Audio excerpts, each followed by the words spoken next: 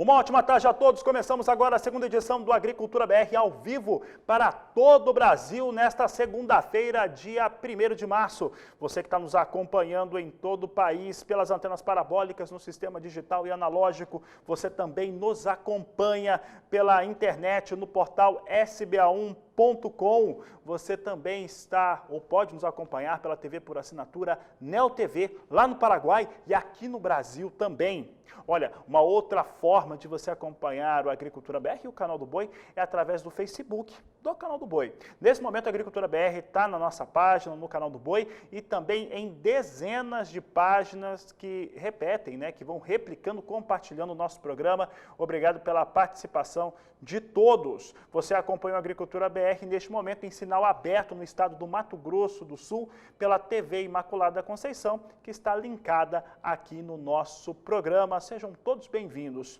Começa o programa de hoje falando de soja. E claro, segunda-feira falamos a respeito de como que vem a colheita no Brasil. E olha, de acordo com os números atualizados pela consultoria AG Rural, em dados que foram divulgados na manhã desta segunda-feira, trazendo a movimentação de campo até a última quinta-feira, houve avanço, um avanço importante, chegando a 25% a colheita nacional da soja. Entretanto, continua com forte atraso. É que a Agricultura BR mostra para você agora, você tem os dados agora de colheita de acordo com a consultoria AG Rural na tela, aqui o comparativo entre o que ocorria no último ano e o que ocorre agora no ano de 2021. Veja só que nós trazemos aqui os dados que na data, a colheita até a data do dia 25 de fevereiro do ano passado, vinha com 40% da área colhida. Já agora, em 2021, essa área está em 25% de acordo com os números apresentados, ou divulgados, melhor dizendo, pela AG Rural nesta manhã de segunda-feira e que você acompanha aqui no Agricultura BR para mostrar como é que vem essa situação de colheita no Brasil.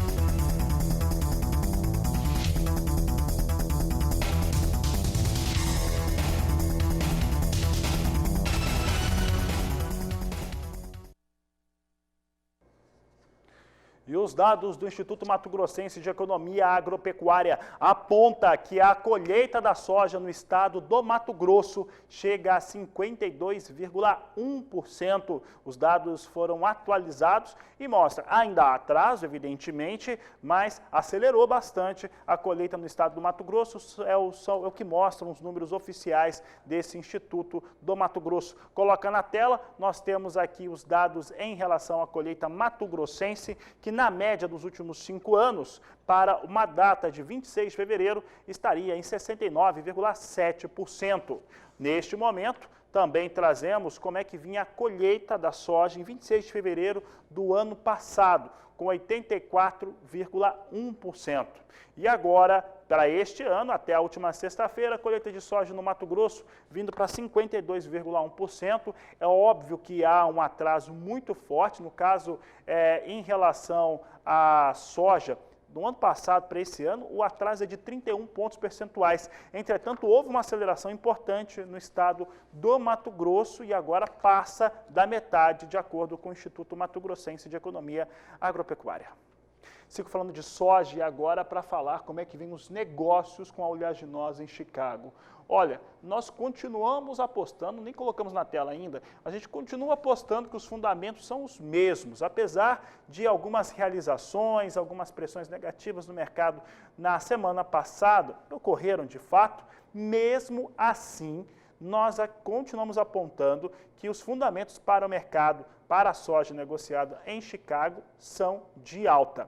Você acompanha comigo agora as posições de curto prazo que estão sendo negociadas por lá. Hoje vinha em recuperação, a recuperação hoje chegou até 1%. Agora continua subindo, soja em Chicago, mas agora uma alta bem menos expressiva. Posição de março agora, 14 dólares 800 o bushel. Maio, 14 dólares 5 cents mais 6 por bushel, são os negócios que trazemos agora com soja na Bolsa de Chicago. Posição de julho, 13 dólares 95 centes o bushel, e a posição de agosto, 13 dólares 53 centes mais 2 o bushel, são os negócios que trago agora com a soja na Bolsa norte-americana. Olha, um dado interessante sobre soja e também como que as informações, principalmente que chegam da China, acabam influenciando o mercado, são em relação, claro, ao rebanho suíno chinês e à peste suína africana. Regularmente nós recebemos informações de que, inclusive de importantes instituições internacionais, de identificação de novos focos na China.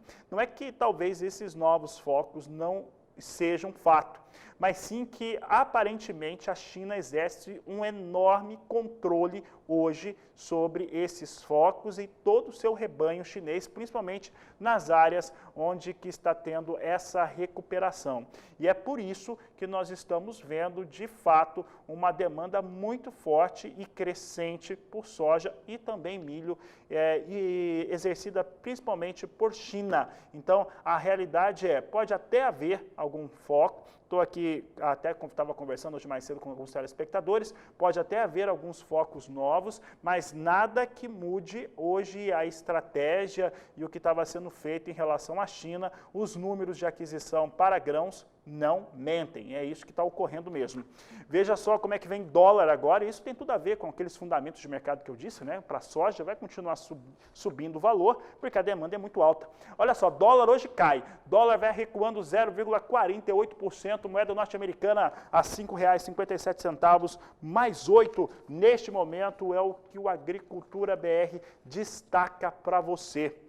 E vamos falar de dólar agora, também de mercado financeiro, porque Walter Pulga Júnior participa do programa conosco. Hoje um movimento diferente, depois de uma semana com algumas altas expressivas para a moeda norte-americana. A Pulga hoje vai recuando, esse recuo é um recuo de mercado, é a atuação do Banco Central brasileiro. Como é que vem este momento no mercado financeiro? Boa tarde, seja bem-vindo. Boa tarde a você, boa tarde a todos. Olha, esse recuo se deve a um recuo do dólar frente a outras moedas no mundo, não só frente ao real. Na verdade, o que ocorre é que o dólar recua diante desse movimento de baixa do dólar no exterior, mas para os investidores e operadores no mercado de câmbio, o que ocorre é muita preocupação ainda com a chamada questão fiscal. Vamos simplificar. Com as contas do governo, se teremos ou não a aprovação desse projeto de emenda constitucional emergencial que concederia aí 4 parcelas de R$ 250 para a população mais vulnerável, né, diante dessa crise da pandemia. Agora, o dólar opera numa queda moderada, ainda até agora há pouco operava perto de R$ 5,61, ou seja, o dólar resiste ao movimento de baixa, seja através de atuação do Banco Central, seja com movimento de baixa no exterior, mas o importante é que no mercado o que se avalia é se será ou não aprovado aquele pacote de estímulo lá nos Estados Unidos, né? Por volta das 11 horas, agora há pouco, o dólar já caía até a faixa de 5,56. Agora está em 5,56, mas resistiu durante boa parte da manhã a ceder com alguma oscilação, né? As atenções se voltam mesmo para essa votação da chamada PEC emergencial, cujo texto chega ao plenário do Senado Federal nesta semana. O presidente da Câmara, Arthur Lira, confirmou que essa PEC emergencial deve ser votada na quarta-feira e que a expectativa é de que seja mesmo 4 parcelas de R$ 250. Aliás, Arthur Lira, né, que é presidente da Câmara Federal, disse que vai definir valores para a medida provisória da Eletrobras, para o projeto de lei dos Correios, que seriam privatizados ainda nesta semana. Tudo isso causa alguma preocupação para os operadores do mercado, viu, Fabiano? Agora, há uma expectativa pelo início da normalização da política monetária por parte do Banco Central. É o que notavam estrategistas do Citibank. Veja bem, o dólar continua operando em patamares esticados a 5,60 no Brasil, em meio a preocupações com a política econômica do governo. Agora, o que nós temos no mercado de bolsa, enquanto o dólar vai perdendo valor frente a outras moedas, é o mercado operando em alta, né? Os índices lá nos Estados Unidos, né, considerados os índices mais importantes do mercado americano, no mercado de Wall Street, abriram em alta nesta segunda-feira, né? Isso estimula também a recuperação da nossa bolsa. Nosso índice Bovespa sobe agora mais de 1%, passa de 111.200 pontos, depois daquela baixa acentuada que nós tivemos na sexta-feira, antes do final de semana, quando nós vimos o nosso índice Bovespa, o principal índice do mercado de ações do Brasil, recuar para a faixa de 110 mil pontos. Agora, há um certo otimismo no exterior com o avanço da vacinação, com esse pacote de estímulos nos Estados Unidos, e as bolsas sobem lá fora. Agora, aqui no Brasil, recuperação mesmo é para os preços dos papéis da Petrobras. Viu? Petrobras tem alta agora, isso traz uma recuperação para os papéis da empresa, que tiveram forte baixa em semanas anteriores, diante da troca de presidência na empresa, decidida pelo presidente Jair Bolsonaro. E o que ocorre neste momento é que há também não só um movimento positivo lá fora, mas uma alta nos preços do petróleo que vai se mantendo, viu? Petróleo negociado no mercado internacional agora opera, petróleo tipo Brent, acima de 64 dólares e 80 centos o barril, vem em alta de novo, se bem que nós já tivemos valores mais altos do que esse. Petróleo tipo WTI, perto de 62 dólares o barril, também em alta nesta manhã, eu acompanho aqui pelos nossos painéis, de modo que há vamos dizer, uma percepção de que a vacinação pode trazer uma retomada econômica, não só no Brasil, em outros países também. Isso traz aí uma movimentação positiva no mercado de bolsas. Mas como quem acompanha a Agricultura BR pôde perceber, Fabiano, é um sobe e desce constante, sempre na expectativa de que a economia será retomada. Agora, aqui no Brasil, há preocupações em especial. Eu gostaria de destacar, antes de encerrar, que o investidor estrangeiro já retirou 1 bilhão e 626 milhões de reais da nossa bolsa, da chamada B3, em 25 de fevereiro. Né? Pela quinta sessão consecutiva, os investidores estrangeiros retiraram recursos da Bolsa Brasileira. Nesse período, a saída de capital externo superou 10 bilhões de reais, o que diminuiu o saldo positivo que nós tínhamos este ano.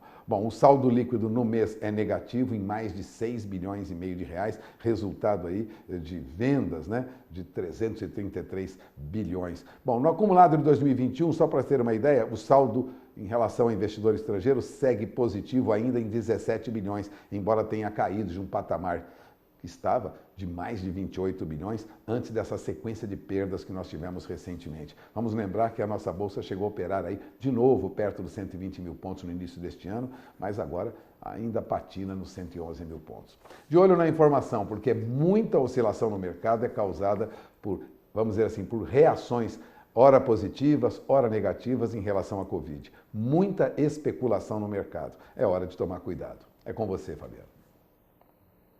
Obrigado, Walter Pulga Júnior.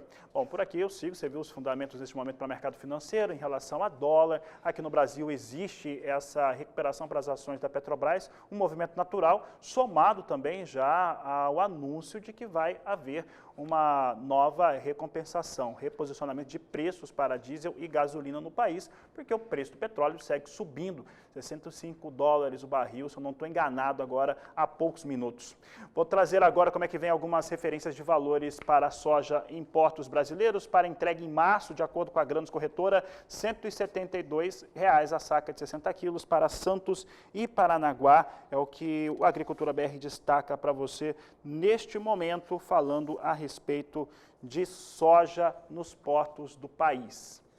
Sigo falando de soja, agora vamos falar sobre como que vem as questões de mercado, os elementos também de campo que acabam influenciando diretamente os valores e também aquilo que eu falava na abertura do programa em torno da fila de navios que há no país, o line-up de portos, esperando aí os navios para carregarem 19 milhões de toneladas nos próximos 45, 50 dias. Para falar a respeito deste assunto, eu vou conversar agora com o Matheus Pereira, ele já está aqui conosco, ele que é diretor da Pátria Agronegócios. E Matheus, Matheus, é um prazer enorme tê-lo aqui no Agricultura BR, no canal do Boi, nesta segunda-feira. E antes de falarmos propriamente dito dessas questões dos navios nos portos, eu gostaria que você falasse, a gente acabou de trazer alguns fundamentos de mercado, soja em Chicago vem alta nesta segunda-feira, vem apresentando a elevação. Estamos vendo um valor no mercado físico muito sólido no Brasil. Eu quero saber, no seu entendimento, como que esse mercado está aqui para o valor da soja. Ainda há espaço para novas altas? Boa tarde, seja bem-vindo. Boa tarde, Fabiano. Prazerão estar aqui falando contigo, aqui no canal do Boi, na Agricultura BR. E, pessoal, sim, a gente continua observando, né, uma tendência de alta para todos os três pilares de formação de preço da soja aqui no Brasil, né? Vamos falar primeiramente deles, que é a própria cotação em Chicago, né? Que tem engatado aí nesse início de semana certas altas, apesar de ter negociado ali há poucos minutos atrás dentro da estabilidade. Agora, nesse exato momento, cotações em Chicago registram 0,2% de alta para os contratos da soja, tanto aqui contratos mais curtos quanto contratos mais longos. E o mercado internacional, Fabiano, ele foca bastante na disponibilidade da oferta brasileira de soja. A gente, como você já bem introduziu aí, a gente tem sim uma demanda recorde em navios graneleiros para serem carregados dentro de 45 a 50 dias, o qual chamamos de line-up. A gente tem mais de 19 milhões de toneladas a serem embarcadas nesse período, nas próximas 6 semanas, enquanto que a gente tem a colheita mais atrasada da soja de toda a história brasileira, desde a criação da safrinha. Eu sempre coloco esse asterisco, Fabiano, porque antes de existir a safrinha, quando se colocava e se dedicava a apenas um cultivo de soja aqui no centro-oeste brasileiro, a gente era normal colher soja agora em março, se estendia até abril, maio, enfim, não havia essa preocupação em retirar a soja do campo para colocar uma segunda safra, que no caso agora está sendo semeada majoritariamente com milho. Então a gente tem desde a criação da safrinha, o estabelecimento da safrinha, a gente tem a safra mais atrasada da história do Brasil. São menos de 25% de toda a safra brasileira de soja já retirada dos campos, algo em torno ali de 30 a 31 milhões de toneladas. Então, quando comparado, né, com anos anteriores, realmente é muito pouca soja que já foi tirada dos campos. Lembrando que no ano passado, Fabiana, a gente tinha ali algo em torno de 43% colhido nesse mesmo período. Na média dos últimos 5 anos, a gente tem 2,77%. E só para fazer um comparo com a nossa safra colhida, a colheita de safra mais rápida da história do Brasil, que foi em 2019, tínhamos 56% da área colhida em 2019. Então temos pouca soja sendo ofertada ao mercado por agora, apesar da grande demanda, e é nisso que as cotações em Chicago vêm precificando. Essa falta de disponibilidade e toda essa preocupação com o clima, a preocupação principalmente com a falta de capacidade de colheita em norte de Goiás, Tocantins, grande parte do Mato Grosso. Enfim, é isso que tem agitado o mercado internacional da soja, que vem empilhando novas altas e deve continuar empilhando nessas próximas semanas, Fabiano. Vou fazer uma pergunta relacionando alguns dados que nós temos. Dependendo da fonte de informação, a colheita no Brasil vai de 23% até 25%. Entretanto, nós estamos tendo uma colheita atrasada e alguns fatores climáticos atingindo duramente alguns estados produtores, fazendo com que não só o atraso fique mais evidente, mas também a qualidade dessa soja que está sendo colhida neste momento. Na Argentina, a situação até pior. Neste cenário, até trazendo essa questão para o mercado, do Brasil, por exemplo, produzir algo que não esteja tão dentro da previsão oficial da Conab, né, próxima a 134 milhões de toneladas. Como é que isso mexeria com o mercado e com o preço da soja, pensando no produtor que tem ainda produto para comercializar? Muito bom levantamento, viu, Fabiano? Especialmente porque se a gente tivesse falado aqui, tendo essa conversa em 2019, 2018, onde quebras de safra no Brasil de 1 milhão de toneladas, meio milhão de toneladas, seria algo quase insignificante, enfim, essas perdas de qualidade que a gente vivencia hoje não seriam um problema. Só que no ano atual, em 2021, onde a gente vive um cenário, macro cenário para a soja, onde a demanda superou com agressividade à oferta total e a disponibilidade da soja colhida anualmente no planeta, qualquer quebrinha de 1 milhão, meio milhão ou menos do que isso, já é algum comprador que fica sem receber esse grão lá na frente.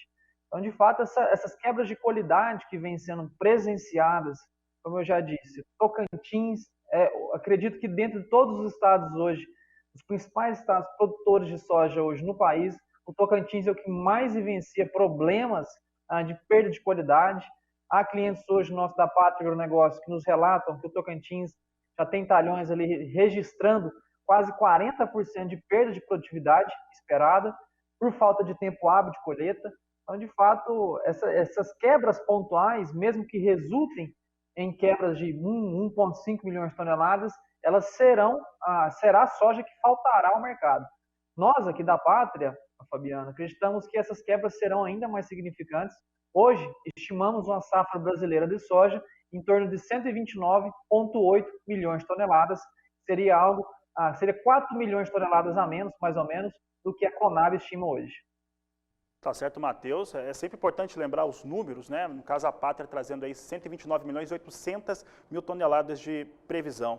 Matheus, gostaria que você fizesse uma relação, até primeiro você responde a pergunta, se os prêmios hoje que estão sendo pagos nos portos brasileiros estão adequados.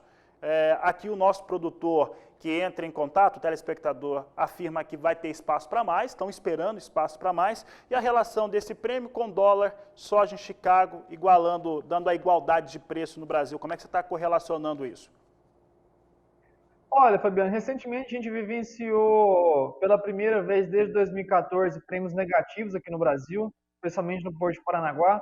Na semana passada a gente registrou que a gente teve alguns momentos onde os prêmios de exportação da soja chegou a operar em menos 5 centavos por bushel, né, que é a unidade de medida tradicionalmente usada para referenciar os prêmios de exportação em todo o globo.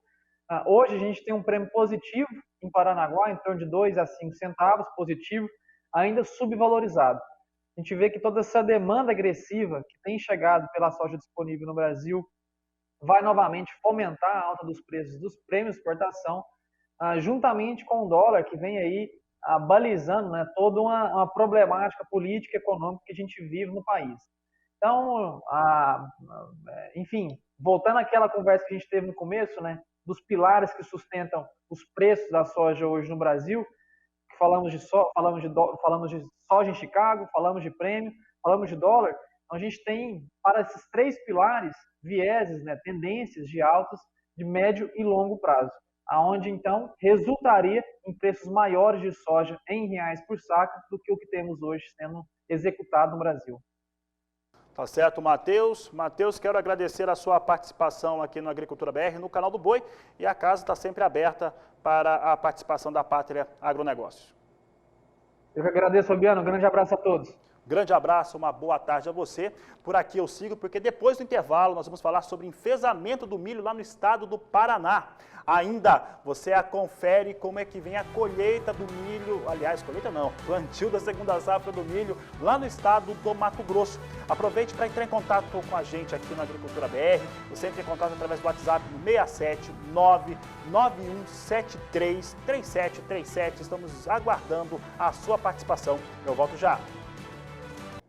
O estado do Paraná é o segundo maior produtor de milho de todo o Brasil e deve produzir, nesta safra 2020-2021, 15% de todo o cereal brasileiro. Acontece que as áreas de cultivo por lá têm apresentado o chamado enfezamento do milho. É o que você acompanha agora na reportagem de Mauro Andrade.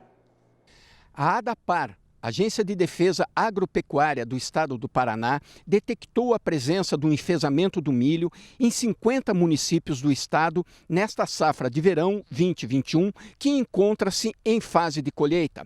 Os técnicos estão percebendo que o enfezamento do milho este ano está muito mais intenso que em anos anteriores. Nós vamos conversar com Michele Silva, ela é pesquisadora do IDR Paraná e vai nos falar o que é e como ocorre o enfezamento do milho. É uma doença causada por 2 bactérias e um vírus. Essa doença ela é transmitida pela cigarrinha do milho. Essa cigarrinha ela vai picar uma planta contaminada e vai transmitir para outras plantas dentro da cultura.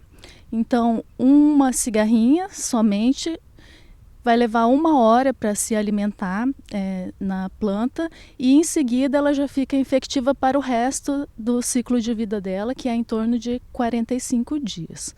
A planta infectada pelas bactérias, ela vai apresentar principalmente o amarelecimento da folha do milho ou o envermelhamento da folha do milho, começando nas bordas, seguindo para o centro da folha e vai culminar com o secamento da folha e a perda de área fotossintética.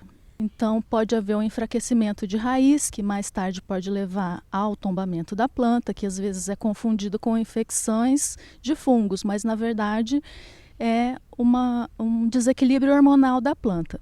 Por que ocorre esse desequilíbrio hormonal? Porque as bactérias elas vão se alojar no floema da planta, que é o que vai distribuir os nutrientes pela planta.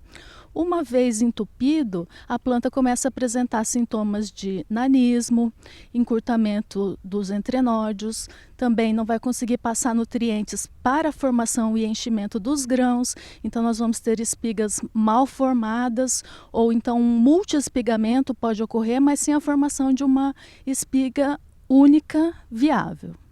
O enfesamento do milho é uma doença que exige um conjunto de medidas de manejo para se conseguir o controle da cigarrinha. Essa é uma doença que precisa ser manejada, porque ações pontuais não vão controlar essa doença. Então, entre as medidas de controle estão a erradicação das plantas guachas ou tigueras, né? O tratamento químico nas plantas até o estágio V4, V5, com inseticidas neonicotinoides. Outras 2 medidas importantes são igualar a época de semeadura do milho e usar híbridos que sejam mais tolerantes à cigarrinha, que existem alguns no mercado. Uma recomendação importante é que a cigarrinha do milho ela não respeita as fronteiras.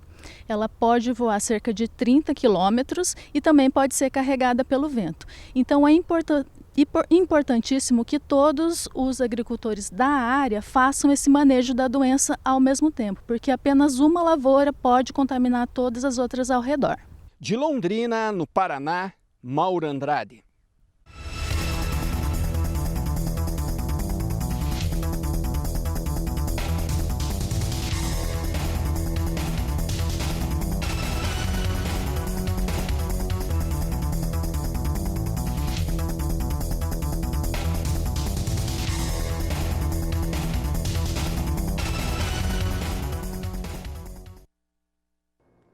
Falamos agora de milho no estado do Mato Grosso, porque por lá a semeadura do milho de segunda safra atingiu 54,22%, de acordo com o Instituto Mato Grossense de Economia Agropecuária.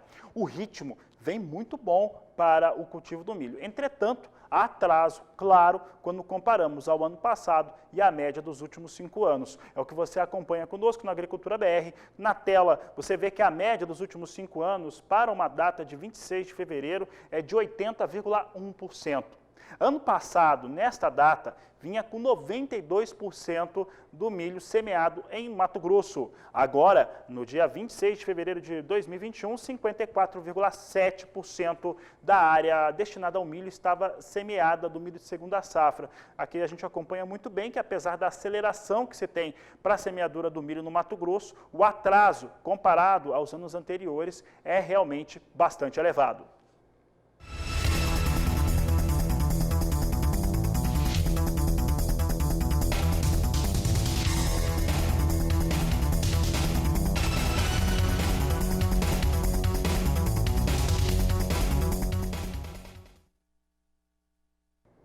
A Agricultura BR traz agora as informações do mercado do milho lá na Bolsa de Chicago. Você acompanha como é que vem as posições de curto prazo negociadas agora. Nós temos aqui hoje uma queda em torno de 1% para as posições de curto prazo para o milho nas posições de março e maio. Você acompanha aqui março vem a $5,50 o bushel, perdendo aí quase 1%. Maio, 5 dólares 41 centes mais 6, perde pouquinho mais de 1%, enquanto que julho vem com 5 dólares 31 centes mais 4, posição de setembro a 4 dólares 87 centes mais 2, o bushel. São os negócios neste momento com o milho lá na Bolsa de Chicago. Esses são os dados que nós trazemos aqui em relação ao milho negociado na Bolsa norte-americana. Falamos agora de um tema que é importante, acaba impactando todo mundo, claro que principalmente o consumidor, mas isso traz uma certa preocupação a qualquer cadeia produtiva do mundo. Principalmente quando a gente fala das questões tributárias. Eu vou explicar por quê. Nós fizemos uma pergunta ao professor Marcos Pava Neves, ele que é especialista em planejamento estratégico do agronegócio, a respeito do encarecimento dos alimentos em todo o mundo. Esse é o aspecto. Primeiro, há uma necessidade clara de elevação da produção para alimentar a população mundial. Isso já é evidente, né? Um aumento nessa produção já ajuda a conter a alta de preços para a população global. Um outro elemento, aí pensando aqui no Brasil principalmente, está ligado às cargas tributárias que tem para os alimentos no país, em relação à ICMS, que é um imposto estadual, e a outros impostos também, tributos, que acabam elevando o valor dos alimentos aqui no Brasil. Ele respondeu para nós e você acompanha agora no Agricultura BR. Tem um indicador muito interessante da FAO, que é da ONU, né, Organização das Nações Unidas, que é o Food Price Index, que mede os preços das principais commodities. Ele está no nível mais alto dos últimos 5, 6 anos, que mostra que as commodities alimentares subiram de preços em termos reais nesses últimos, principalmente 12 meses. Talvez estejamos perante um ciclo de bons preços das commodities no mundo que tende a beneficiar os países produtores, entre eles o Brasil. Esse ciclo vem de, provavelmente, demanda superando a oferta. Então, o que acontece? O preço sobe, aí você tem um estímulo de produzir por causa de ter um preço melhor, e aí a oferta vem e encosta na demanda, trazendo equilíbrio outra vez. Só que, mais uma vez, esse movimento é muito bom para o Brasil, porque ele cria oportunidades. E nós também temos que olhar a questão da inflação de alimentos e ver aonde que nas cadeias produtivas pode ser feita uma atuação, principalmente na questão de logística, na questão de custos de transação, na questão tributária, né, na questão de eficiência, redução de desperdícios, tudo isso daí para você tentar trazer os preços para baixo. Então essa é um pouco a agenda, mas para o Brasil é um momento bem positivo. O professor Marcos Pava Neves participa diariamente aqui do Agricultura BR. Nós vamos para o intervalo comercial porque o assunto de logo mais é café. Você vai saber por que nós estamos vendo os principais países produtores de café do mundo, Brasil e Vietnã, inclusive, com produções menores e como que isso tem impactado todo o cenário internacional de preços. Aproveite para entrar em contato conosco, mandar a sua sugestão, sua pergunta aqui para o Agricultura BR, no nosso WhatsApp, no 67991733737. Nós vamos para o intervalo, voltamos já. E os preços do café sobem tanto no mercado nacional quanto internacional. O fato é que há uma redução muito forte na produção internacional, tanto no Brasil quanto no Vietnã, que são os maiores produtores das variedades de arábica e robusta, respectivamente. No Brasil, há questão ligada à bienalidade negativa, aos fatores climáticos que fazem com que a safra fique pelo menos 30% menor. Entretanto, não é só isso. Tem faltado investimento no cenário de produção de café. E este é um dos assuntos tratados nesta entrevista do pesquisador do Instituto de Economia Agrícola do Estado de São Paulo, Celso Vegro, que conversou com Walter Pulga Júnior, e a entrevista você acompanha agora. Já se espera uma forte quebra de safra de café arábica no Brasil. Mas os problemas que envolvem a cafeicultura já são motivo de estudo há muito tempo, pelo menos aqui no Instituto de Economia Agrícola de São Paulo, que pertence à Secretaria de Agricultura. Eu tenho aqui comigo o Celso Vegro. Celso Vegro é pesquisador do Instituto de Economia Agrícola, ex-diretor do IEA São Paulo, que aborda o que ocorre com a cafeicultura. Vegro, obrigada por ter aceito o convite. Vamos falar sobre o artigo que você já escreveu, prevendo que haveria insuficiência na produção de café para abastecer mercado interno e externo.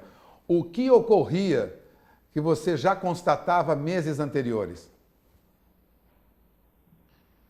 Não, desde dezembro, né, Walter, a gente vem alertando que devido a ser um ano de safra de ciclo de baixa, que se somou a distúrbios climáticos em épocas cruciais do desenvolvimento da lavoura, nós teríamos problemas de abastecimento ao longo de 2021 e 2022, devido a uma forte redução. Nós estamos falando especificamente de arábica, porque no caso do Conilon, o cenário é completamente diferente. Vamos ter até uma expansãozinha na produção de Conilon, mas em arábica, que é mais ou menos 60%, 70% da produção brasileira, se espera uma redução forte. O mercado demorou para entender que isso estava acontecendo. A gente já alertava em dezembro, né?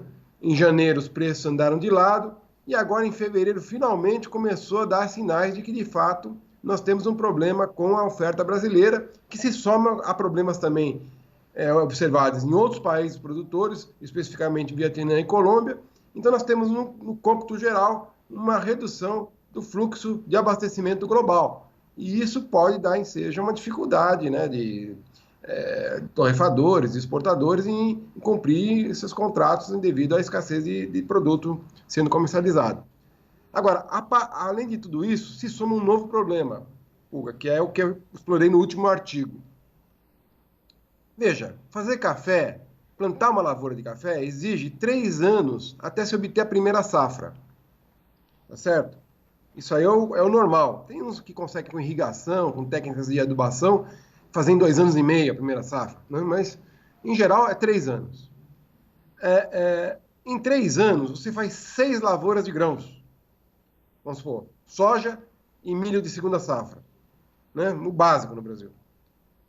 Fazer 6 receitas ao longo de 3 anos, frente a 0 do café. E hoje, a receita de soja e milho está tão absurdamente descolada da realidade do que é o café, que é inimaginável alguém pensar que, dispondo de uma área plana para iniciar uma lavoura de café, o faça. É muito mais inteligente usar aquela área para fazer grão. Certo? Por quê? Porque a rentabilidade está muito acima de qualquer parâmetro que a gente já observou no passado e a simplicidade da produção. É um pacote tecnológico que você leva para o campo e só volta lá para colher. Enquanto o café é uma complicação tremenda, né? Principalmente no pós-colheita. Né? Para fazer qualidade, você tem inúmeros requisitos tecnológicos e de manejo para conseguir um café de qualidade e assim conseguir bons preços. Minha impressão é que não vamos ter mais plantio de café. Né? Ao contrário, né? Vamos ter erradicação para colocar grão em área que é mecanizável e isso vai prejudicar ao longo dos próximos anos, inclusive esse fluxo de abastecimento, inclusive em anos de ciclo de alta. Nós temos a perspectiva agora de preços melhores para o café em função dessa quebra de safra, notadamente de arábica, no Brasil. Esses preços podem chegar a níveis recordes? O que você sente nas suas pesquisas no mercado? Não, veja, que nem eu falei, de dezembro em janeiro, o mercado andou de lado. Não reconheceu o problema que nós estávamos vivendo. Isso já era para ter acontecido lá atrás. Começa agora, em fevereiro, a demonstrar uma certa sensibilidade para o que está acontecendo. Mas, independente do nível de preços, lógico, o nível de preços ele é um fator que contribui para a tomada de decisão do agricultor em termos do que ele vai fazer. Né? Se ele vai fazer grão, se ele vai fazer pecuária, se ele vai fazer café. O preço é um indicador fundamental. Mas, veja, enquanto soja, milho já está travando 2023, né? Café, uma minoria, quer dizer, menos de 1/3 dos cafeicultores trabalham com o mercado do futuro, travando seus preços. Então, é muito difícil essa competição com grão, com toda o conhecimento comercial que os produtores de grãos já possuem, comparativamente aos do café, que são muito mais rudimentares nesse sentido e muito mais expostos à oscilação de preços. Por mais que o preço suba, ele vai continuar oscilando. Isso é ruim, né, para quem não trabalha com trava de mercado.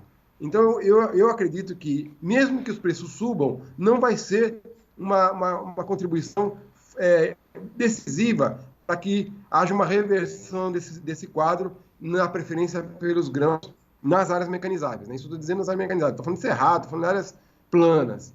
O Brasil precisa plantar mais café, porque já se atingiu o limite da tecnologia de produtividade. Nós não vamos conseguir passar dessa média de 40 sacas por hectare, que é a que hoje é a perseguida pela maior parte dos cafeicultores. Conseguir essa média anual, com podas, com variedades, com adensamento, com manejo do mato, né? Uma série de tecnologias já permitem uma média mais alta de produtividade. Mas ela já chegou no topo. Daqui para frente, nós precisamos expandir a área de café. E não é o que está acontecendo e nem vai acontecer em face a esses preços dos grãos e do boi, por exemplo. Né? E café está ficando lá para a rabeira. Café é a última opção de investimento nas condições atuais hoje, vai prejudicar a intenção de plantio ano que vem, quer dizer, a encomenda de mudas para o viverista ter uma ideia de quanto que ele vai formar, e em 2023 não vai ter, 2022 não temos muda, 2023 não tem expansão de área, 2024 nós continuamos na mesma.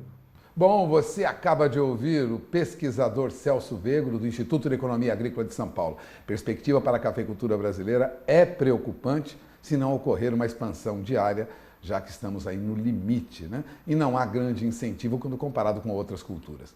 Walter Puga Júnior, de São Paulo. Vamos dar uma olhada no mercado agora, mercado futuro do café arábica, negociação na Bolsa de Nova York, plataforma Ice Filters, com alta. Posição de março a $1,38 mais 45 a libra peso. Maio, $1,37 mais 90 por libra peso.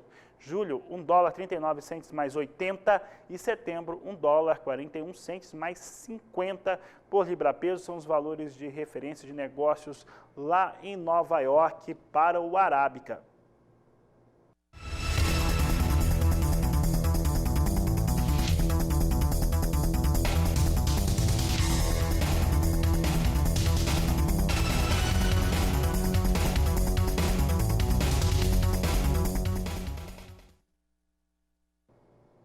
Falamos agora do café Robusta, negociado na Bolsa de Londres, referência para o Conilon aqui no Brasil. Veja como é que vem o Robusta em Londres. Nesse momento nós temos negócios. Você vê que se nós tínhamos as posições há 2 semanas entre 1.300, né, o piso de 1.300 dólares a tonelada e o teto a 1.400, hoje a situação se inverte, o piso é 1.400 e o teto já passou, estourou 1.500 dólares. É o que você acompanha comigo, posições hoje com alta apenas no curto prazo, as demais posições em estabilidade. Março com 1.462 dólares a tonelada, maio 1.474, julho 1.490 dólares a tonelada e setembro com 1.504 dólares por tonelada. São os negócios com Robusta na Bolsa de Londres.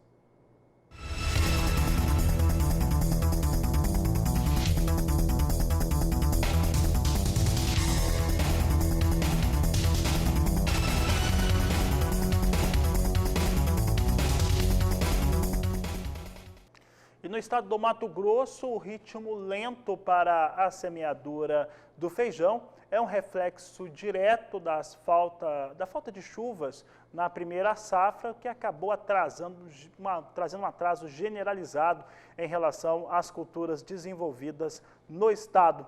É o que você vai acompanhar agora na reportagem de Valdir Pacheco. O atraso no plantio da soja no início da safra 2020-21 está impactando no feijão segunda safra em Sorriso, que deveria iniciar até o dia 15 de fevereiro. Portanto, um atraso de quase 10 dias. Eu conversei pela internet com o agrônomo Edson Pina, que planta feijão segunda safra e presta serviço de consultoria para os produtores da região médio-norte de Mato Grosso. Edson fala que a atenção agora está no excesso de chuva nesse período. Exatamente, a gente vem já com 2 semanas de chuvas intensas aí, atrapalha a colheita e atrapalha a sequência do plantio do milho, né? Então tá bem complicado isso aí aqui na nossa região, o solo fica muito encharcado, a plantadeira não roda E as colhedeiras também, colhendo soja muito úmido, perdendo muito no chão, um pouco de grão ardendo já na lavoura. E o feijão tá ali esperando a sua oportunidade para entrar nessa janela aí, né? Edson, esse atraso no plantio pode haver uma redução de área destinada ao cultivo do feijão safrinha? Aqui o Médio Norte, Mato Grosso, eu acredito que não passe de 8 mil hectares de área. A gente já chegou a ter 30 e 35 mil, quase 40 mil hectares de feijão safrinha. Esse ano eu acredito que não chega a 8 mil hectares o nosso feijão safrinha. E se pensar a nível de Mato Grosso, eu acho que não chega a 15. Então, o Mato Grosso, há uns anos atrás, aí, teve anos de plantar 60 até 65 mil hectares de feijão safrinha. Então, a nossa área, se comparar com o ano que mais plantamos, ela está aí de 45 a 50 mil hectares a menos esse ano. É bem restrita a área. A gente tem ainda um pouco de feijão remanescente, as áreas irrigadas aumentaram muito e a gente tem ainda um pouco de feijão remanescente dos pivôs. Mas está acabando, não é muita coisa. Se a gente for pensar a nível de estado, o que você tem de feijão no estado do Mato Grosso, pensando no consumo interno, eu acredito que a gente não tenha feijão para 2 meses. Se fosse consumir o feijão que a gente tem hoje nos estoques, a gente não teria feijão, talvez 1 mês e meio para o nosso consumo interno. Mas o Mato Grosso ele vem sendo um estado exportador de feijão aí nos últimos anos, com esse aumento de áreas irrigadas e o feijão safrinha também. E a gente exporta feijão para Rondônia, para o Mato Grosso do Sul, para o Pará, para o Acre, para o Nordeste, até mesmo para São Paulo. Então a gente tem mandado feijão para todos os lados. Se a demanda desses feijão nosso continuarem saindo do estado, nosso feijão aqui, o remanescente é rapidinho, ele acaba. E com essa quantidade de feijão safrinha que nós vamos produzir esse ano, é muito pouco. A gente pensar que a nossa média de produção de safrinha aí é 27, 28 sacos em média, vezes 15 mil hectares que a gente deva ter no estado, é muito pouco feijão para o estado. Edson, o Paraná é o maior produtor de feijão do Brasil, né? E não teve uma safra muito satisfatória devido ao excesso de chuva. O Paraná pode suprir essa demanda que está tendo no Mato Grosso? Pegaram muita chuva, tiveram uma qualidade de grão péssimos, perderam muito feijão na colheita por causa de brotou. E agora com essa elevação dos preços, eles se estimularam a plantar uma área maior do que eles vinham plantando. A média de plantio do Paraná aí, nos últimos anos era em torno de 160, 170 mil hectares. Esse ano, pelas informações que a gente está tendo, é uma área um pouco maior que isso. Então, quer dizer, o Mato Grosso deixa de produzir aí 45 mil hectares. Talvez o Paraná aumente isso aí esse ano. Eu não tenho esse número do Paraná exato. Ok, Edson, mais uma vez, muito obrigado aí pela sua participação. Obrigado, Pacheco, eu que agradeço. Estamos sempre à disposição aí para o que precisar, o que a gente puder, o que tiver ao nosso alcance, aí estaremos sempre à sua disposição, ao canal do Boi. Obrigado. De Sinop, Mato Grosso, Valdir Pacheco.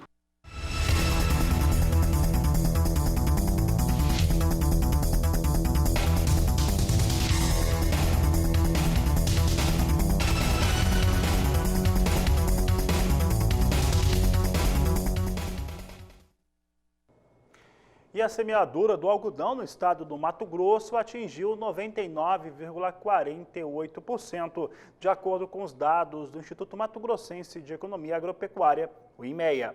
Ano passado, para esta mesma data, o cultivo do algodão já havia sido concluído, enquanto que a média dos últimos 5 anos é de 99,84%. Neste momento, apenas a região oeste do estado do Mato Grosso ainda não concluiu a semeadura do algodão, faltando agora 0,81% dessa área para a conclusão.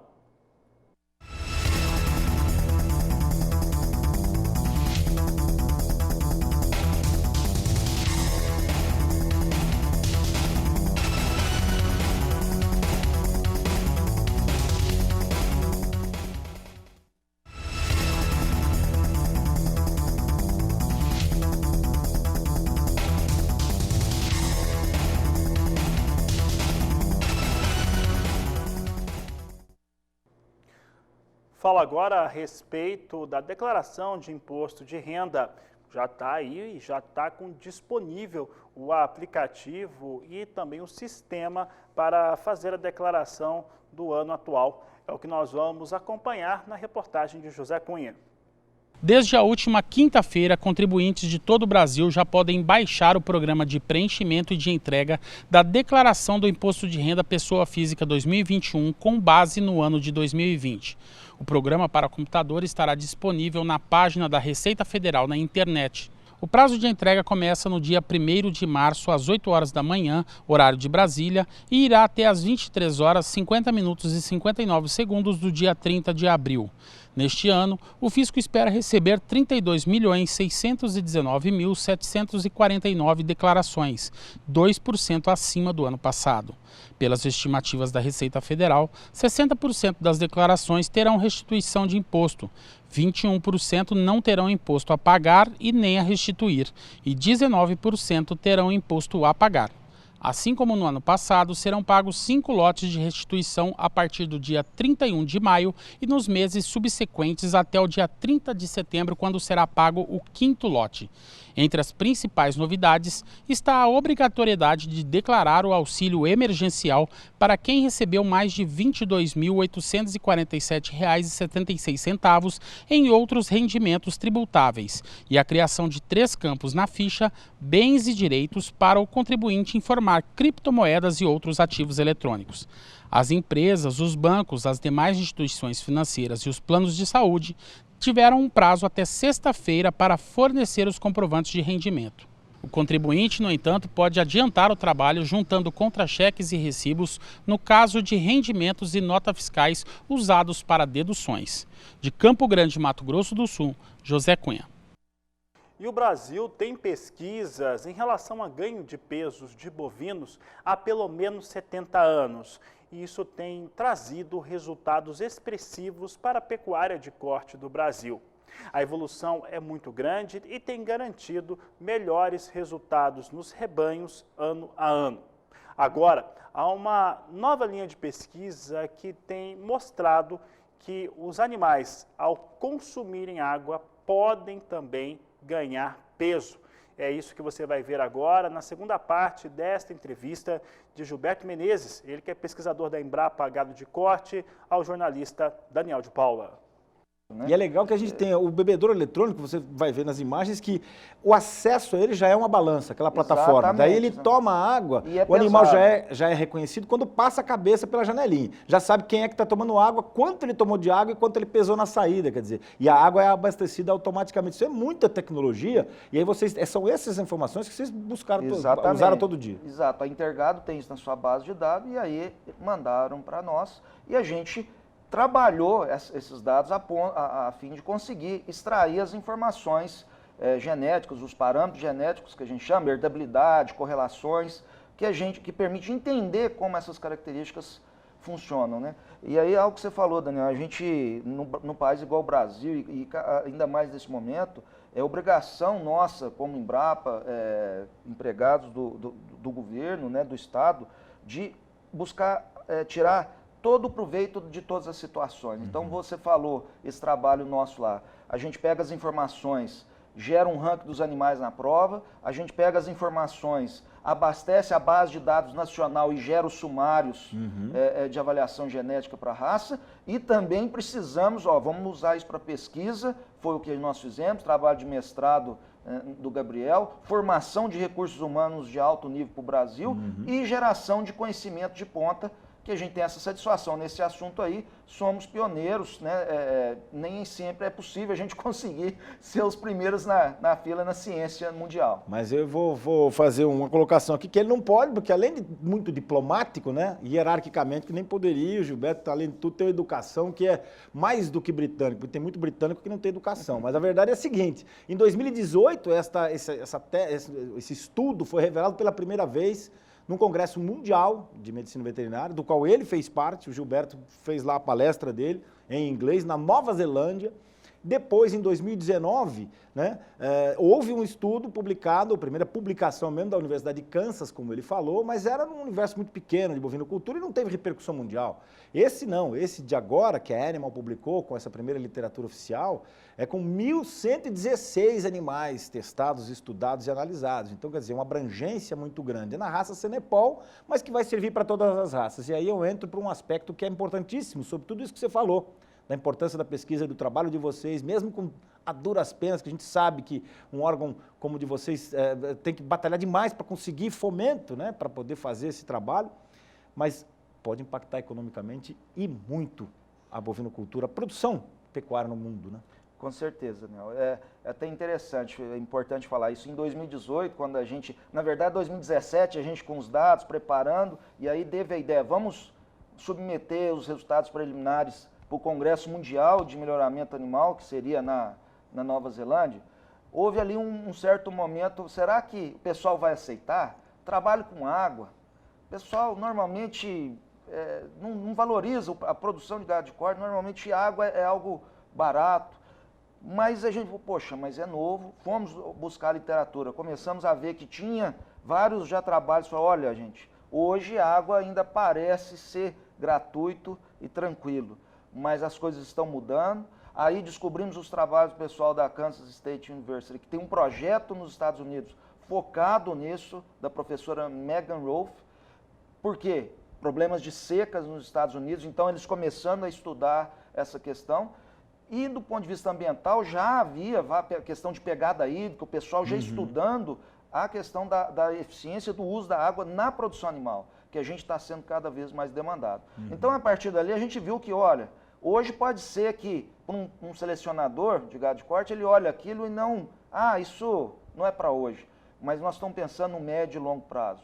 Certamente a gente vai começar a ser demandado em animais cada vez mais eficientes, tanto no uso de alimentos, tanto na emissão de gases de efeito estufa. De alimentos já é uma realidade, isso, né? E também de água, né? E aí a gente teve a oportunidade de conversar com um colega da Embrapa Pecuária Sudeste, o colega Júlio Palhares, um dos maiores especialistas em gestão hídrica na produção animal, e ele abriu o mundo, falou, olha Gilberto, essa questão já é séria e provavelmente muito em breve nós precisaremos saber muito bem quanto que nossos animais estão consumindo de água, que há uma tendência da água começar a ter preço, né? E aí, quer dizer, começar a entrar no custo de produção que hoje ninguém a considera. Foi bom você falar nisso, porque eu fiz uma pergunta mais genérica e ele já especificou, começa com essa importância da sustentabilidade, do ambiental, enfim, de uma série de coisas. Mas entra também a questão que é muito mais econômica, porque o custo de produção vai reduzir demais. Ninguém vai deixar de dar comida para o gado. Tem que lembrar bem isso. Ainda vai acontecer muito estudo desses caras agora que eles vão mergulhar mesmo. Não na água que o gado vai beber, mas nos estudos.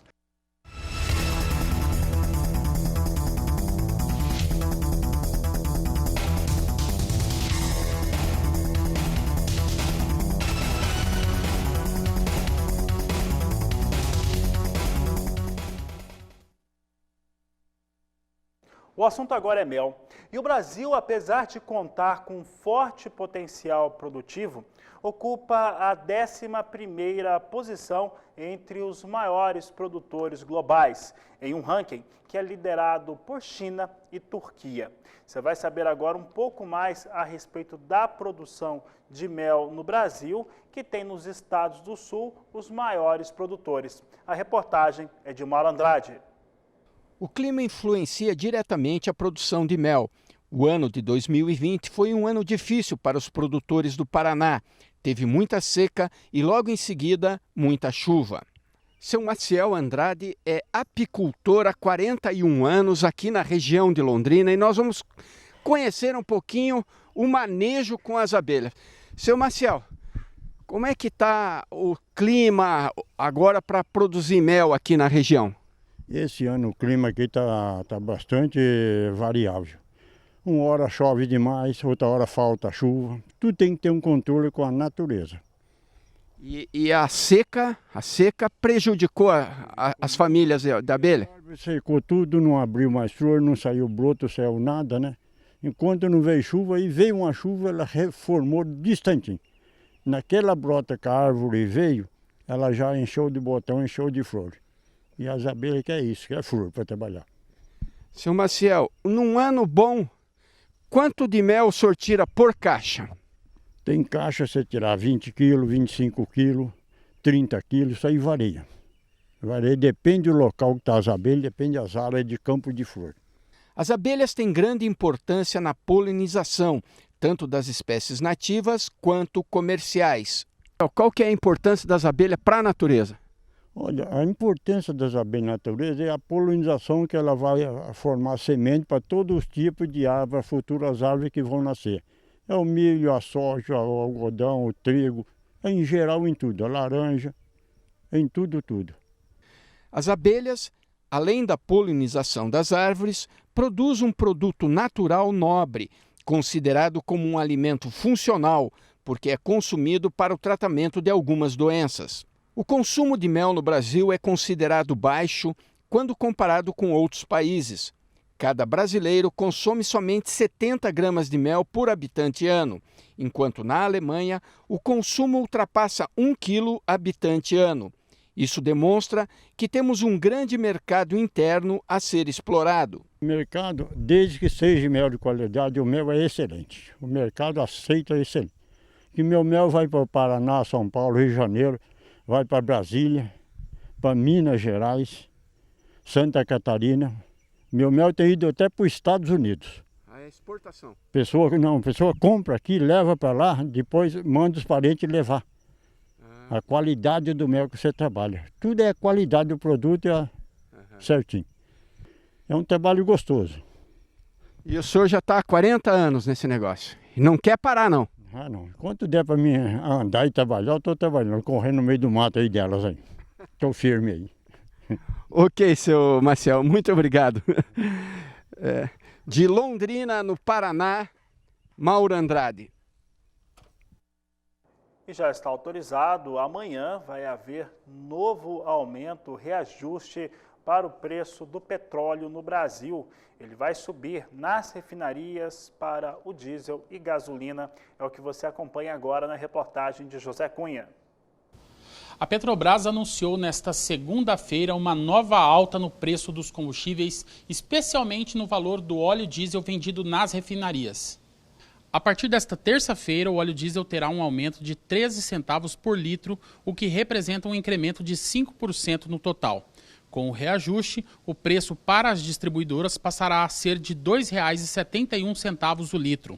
A gasolina também ficará mais cara. O reajuste será de 4,8%, ou seja, 12 centavos por litro. Com isso, o combustível será vendido às distribuidoras por R$ 2,60 por litro.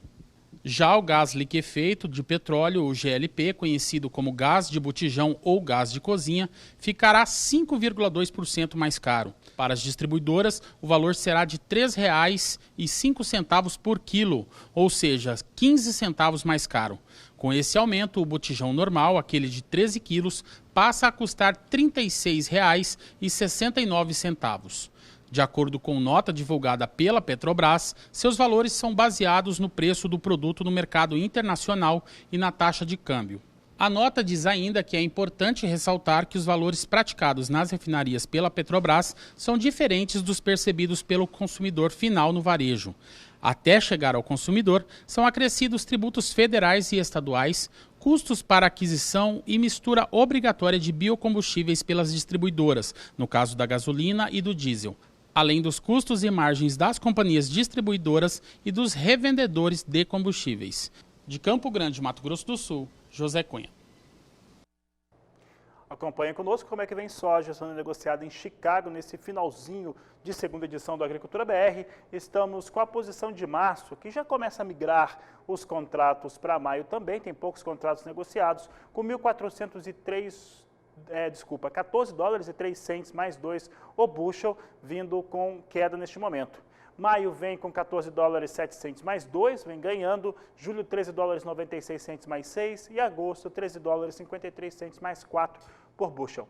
Acompanhe agora o dólar comercial negociado no Brasil, vinha com queda na abertura do programa. Essa queda continua 0,53%, mas em um dólar bastante alto, R$ 5,57 mais 5.